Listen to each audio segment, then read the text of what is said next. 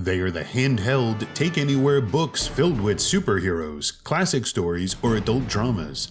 Some of them originally sold for only 10 cents, but now go for millions. With stunning artwork and legendary storytelling, their pages have captivated readers for over 80 years.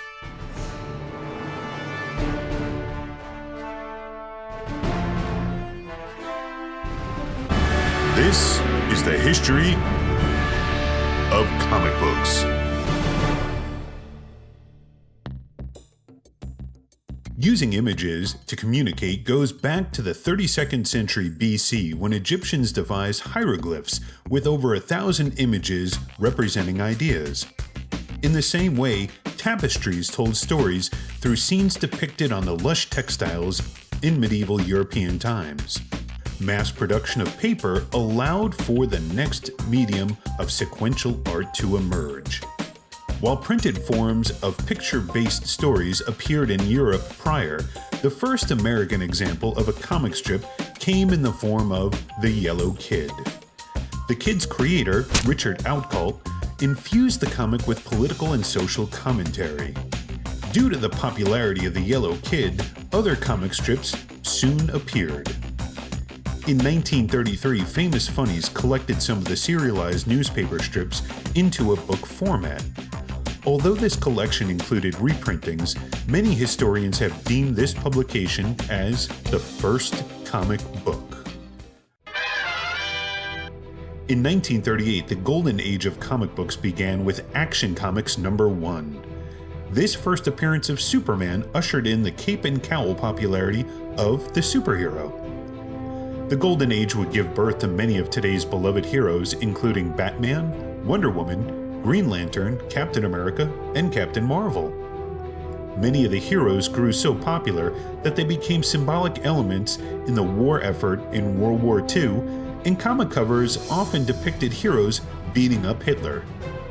Not all comics featured heroes, though.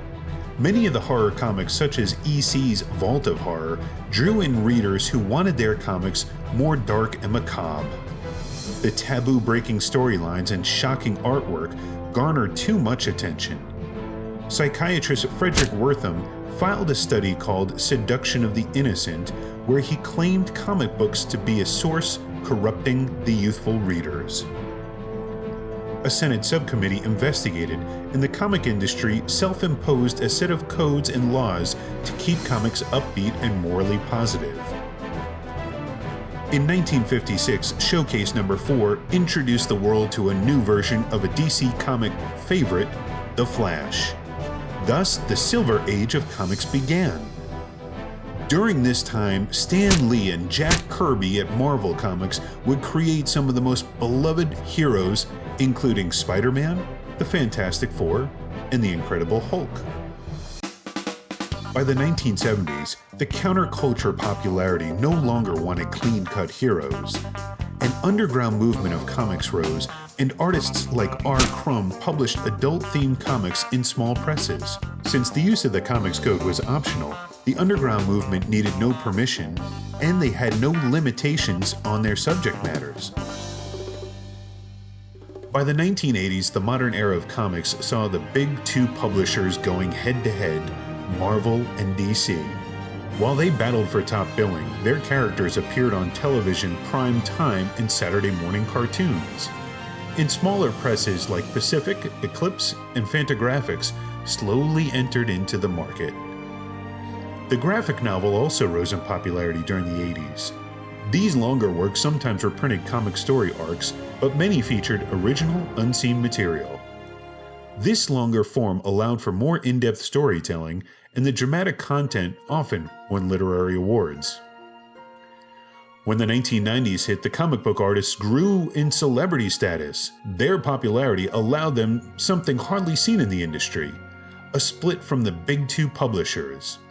Todd McFarlane, Jim Lee, Rob Liefeld, and Jim Valentino formed their own company, Image, and rocked the comic book world. Events like the death of Superman brought comics into the public eye like never before.